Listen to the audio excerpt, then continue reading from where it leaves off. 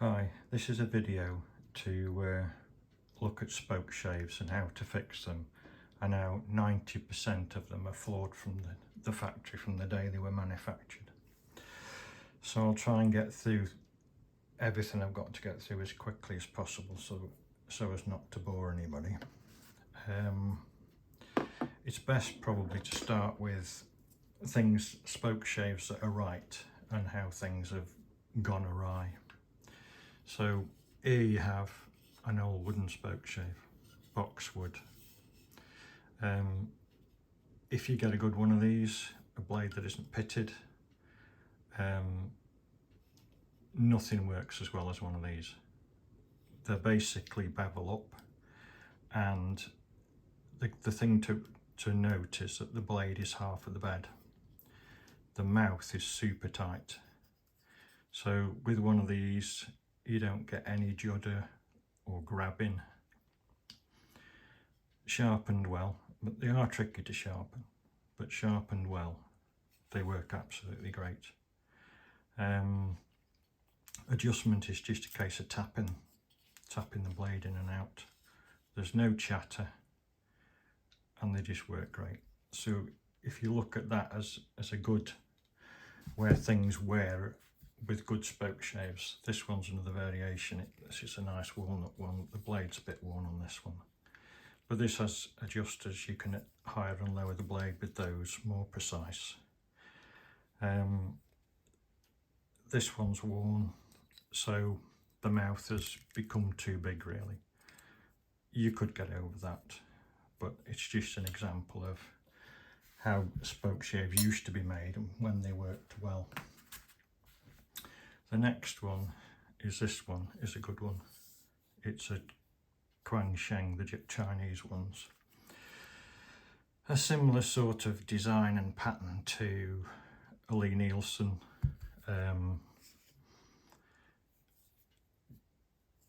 Sort of Veritas, but Veritas has the adjusters on them. But this, again, a very tight mouth. Adjusters clamping the blade down firmly onto a machined bed and a machined cap, which means the blade's held securely. There's no chatter. There's a very tight mouth on it.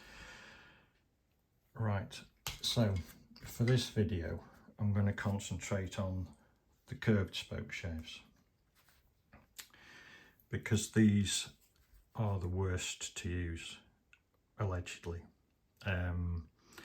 They're the ones that give people the most trouble, and all I'd like to say is, if you've struggled with a spoke shave, if you found them difficult to use, don't beat yourself up, because 90% of them are flawed from the day they were made. So I have heard people saying that it's technique or skill that makes them work proper, but that's not strictly true. I've heard that if you use them at a slight angle, put them on a shear cut, you get less chatter and they work better, and that is true, but it's only getting over a design. Basically, I've took a rough curve there that I've transferred onto a piece of cardboard. If you turn it sideways, I don't suppose you can see that. Yes, you can. If you turn it sideways, you can see that the curve's flattened. So effectively, it's not so much that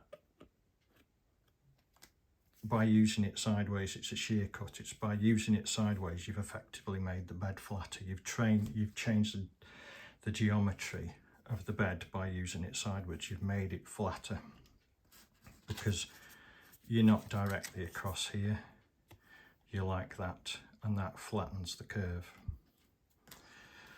So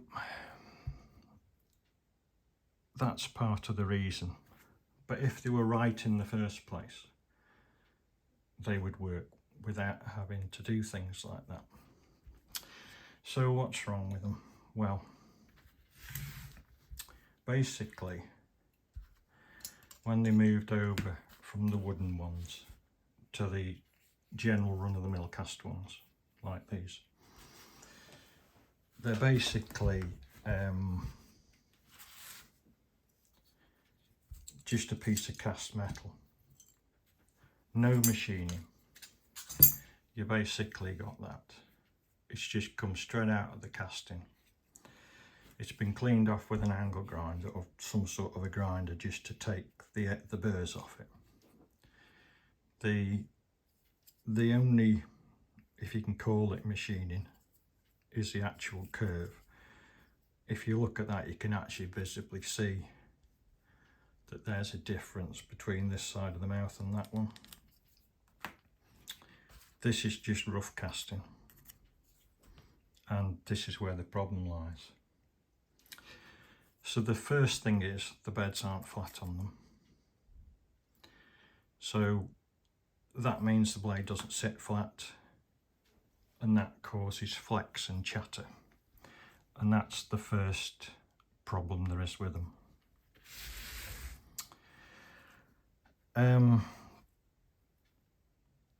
The next thing is that the cap itself, that's not flat. They're just normally straight off the casting again. I flattened that one slightly.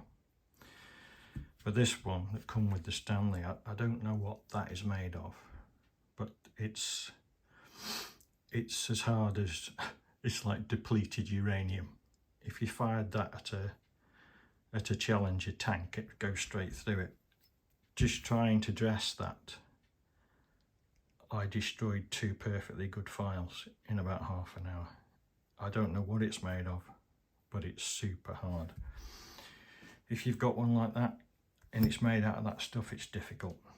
These are seem to be a lot softer and a lot easier to smooth off and flatten. So the next problem is the adjusters, because in many cases these adjusters are too high up, so the blade doesn't actually sit on the bed anyway, it sits on the adjusters. So the blade is effectively cocked up, so there's no contact here, and it's because these adjusters are too high. It's effectively keeping the blade like that.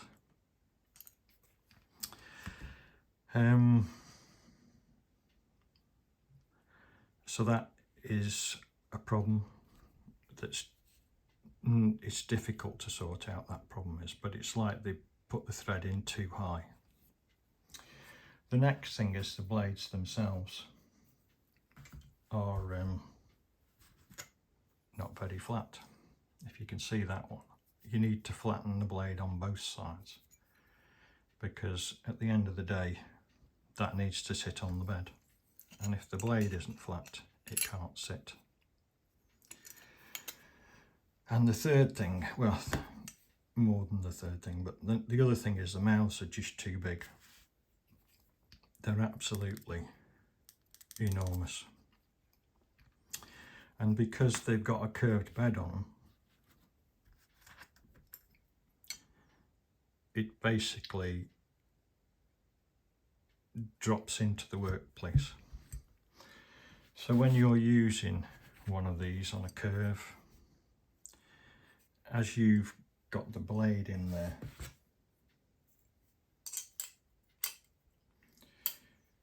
because it's rattling around and it's sloppy, when you set the depth to what you want, I'll just go a bit deeper than that so you can see. If you start to take a cut, I don't know whether you can see that changing, but you've set your cut, and then when you take the bite, the blade will flex and take a bigger cut, and that's what causes it to chatter or jam. It's basically the blade moving around, so if you put a finer cut on, it won't take a cut. And if you put a cut on that it takes, the blade will snap down and take a bigger bite. And that's fundamentally what's wrong with them.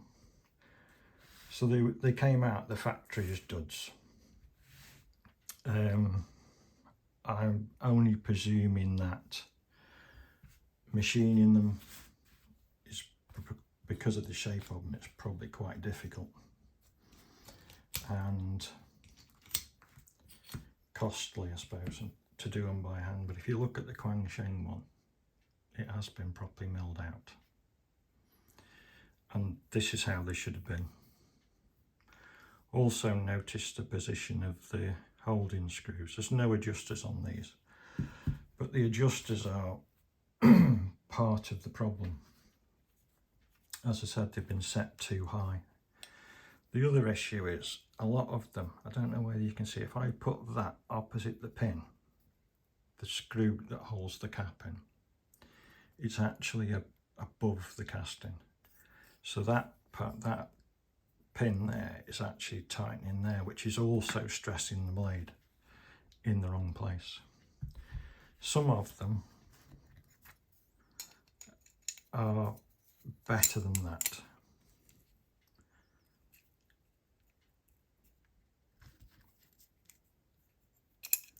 But they're all variables. That one is below the casting. It's just on the edge of the casting there.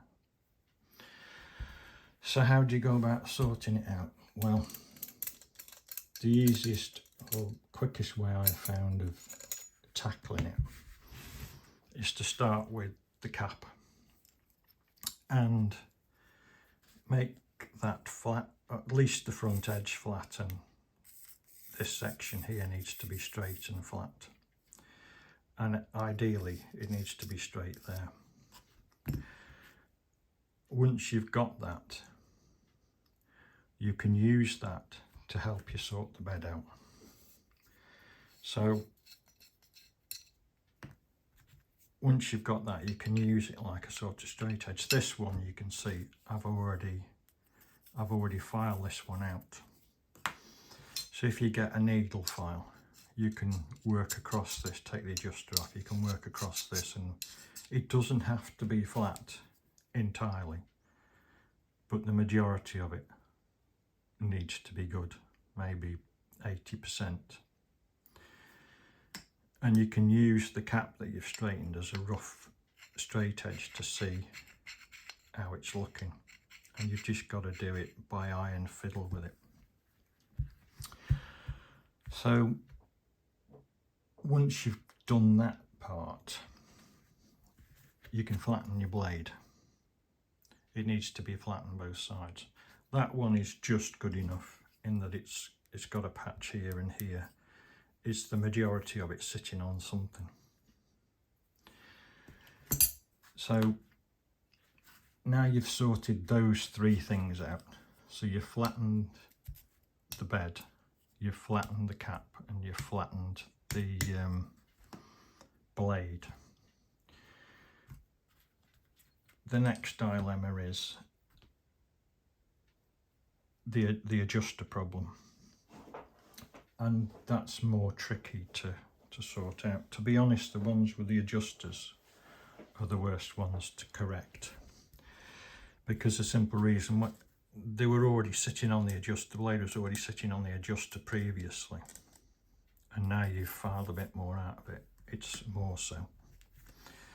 So I can demonstrate that probably.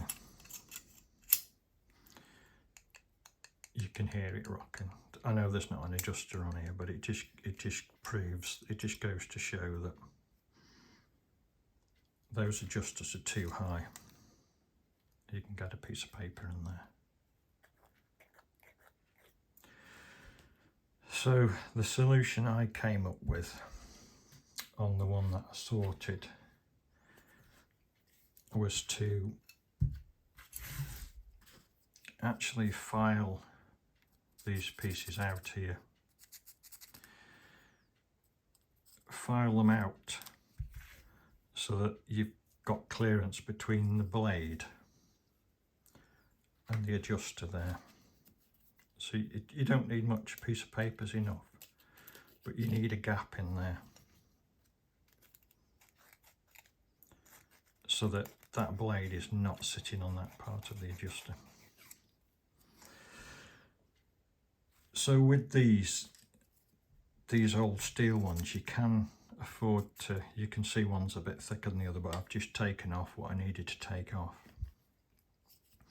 But you can afford to file those off. But on these more modern ones, with this shiny adjuster, I don't know what sort of metal that's made out of, but it's very, very lightweight. And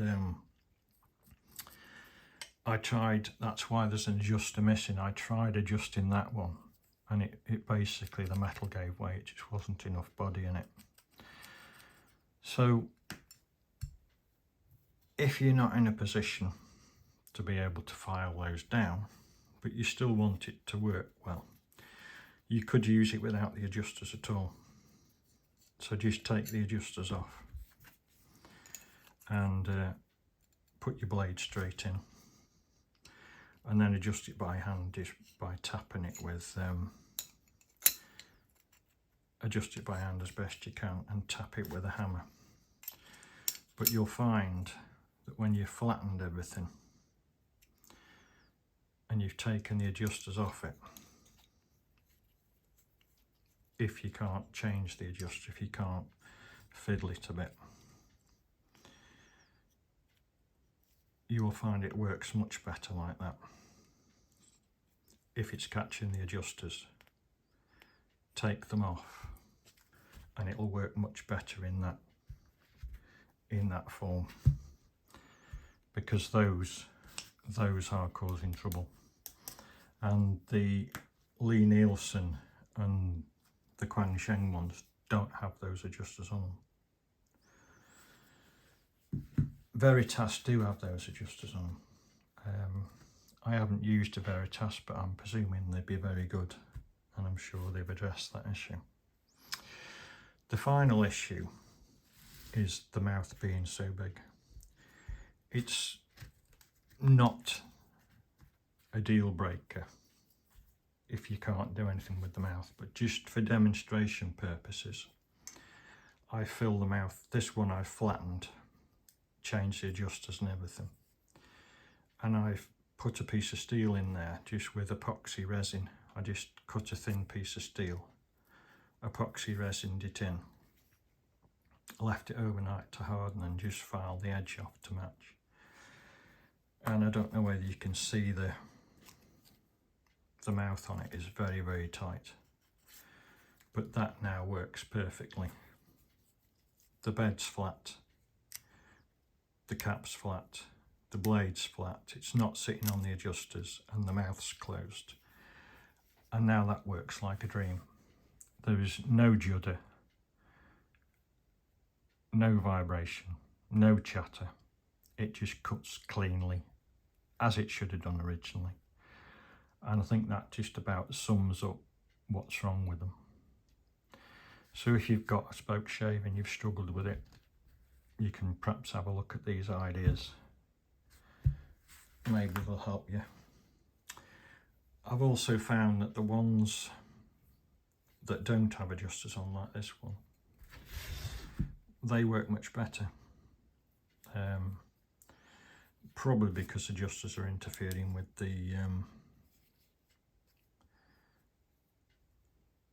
the blade sitting on the bed. This one I haven't actually adjusted, it's just as it was, and it works okay. It's not horrendous, but it's not working as well as the one I've set up. So, and just as another, this is a really cheap one with a tin, just to prove the point. This is just a tin one, but it's a flat one. But it's an old cheap one, it's got no branding on it. But because I've flattened the bed, because this is flat, and because of the way the adjusters grip the cutter, it absolutely works great. The mouth isn't so critical on a flat one. It's the curved ones where the tight mouth makes a difference. Because as you're planing something like that, you're only sitting on a very, it'd be better if I used one that hadn't got the piece in. You're only sitting on a very small amount of bed there. And basically as you transition off the curve there into the blade, it'll snatch, because this gap between there and the blade is it's a relatively long way. And that's, again, if you cut at an angle like that, you kind of reduce that, but that's not solving the problem. It's only changing the geometry of the bed, which I explained before. Because, you know, people say it's the plane rocking, and it is the plane rocking to a certain extent.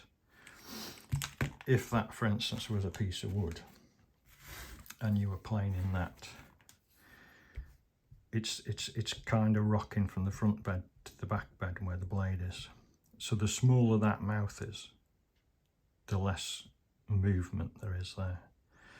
And if you angle it, that makes a difference, because you've taken the rock out of it.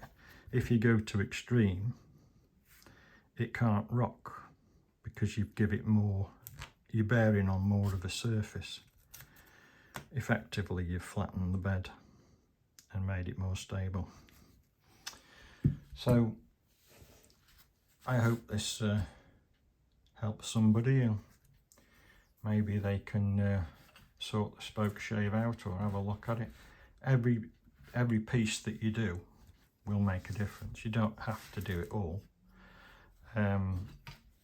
Flattening the bed is the most important, and the cap iron, those are the most, and the blade. So if you flatten the bed, the cap iron and the blade, that's the most important thing. If these are an issue, you're better off without them. It'll work better without them, just with the cutter sitting flat on the bed and not resting on these parts.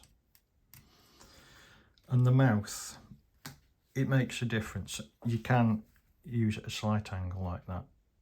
If everything else is set up, it won't chatter too badly. It'll work quite well.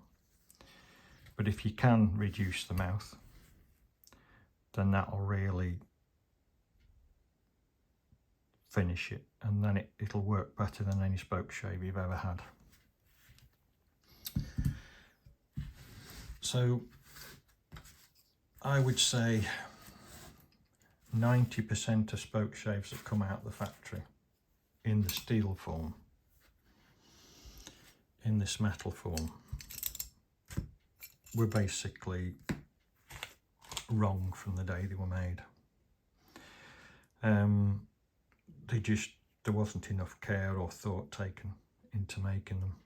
I suppose it's down to price. Even the older Stanleys, this isn't machined, it's just straight on a rough casting. Whereas the wooden ones, these were all carved out by hand and fitted by hand, and you can tell the difference.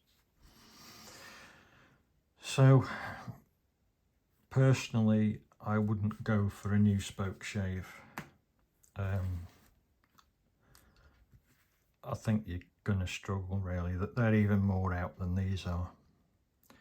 So if you can find a second-hand one and adjust it, that's probably the best way to go. If you want to use a Spokeshave, or you've got something that you've got a lot of work for one, then it might be worth investing in a Veritas if you want the adjusters on it, or a Lee Nielsen if you don't mind not having the adjuster on it, or even one of these Chinese ones. I think that was £45. I think it works really well. It may be worth spending that money if you've got a use for one and you want a Spokeshave that's going to work without any grief, because it can be disheartening when you're battling against them. The other quick adaptation that I've made with this, I've very slightly took the corners out of here with a needle file, here and here and there, just to chamfer it slightly, because when it sits on the adjusters they can start like grinding in the corners in there, and that makes them crunchy and difficult to adjust, because they won't, as you screw them, they don't just move, they'll jam up and then they'll suddenly move. So it's worth making sure that it's worth looking at whether the adjuster is turning freely within the blade when it's in that position.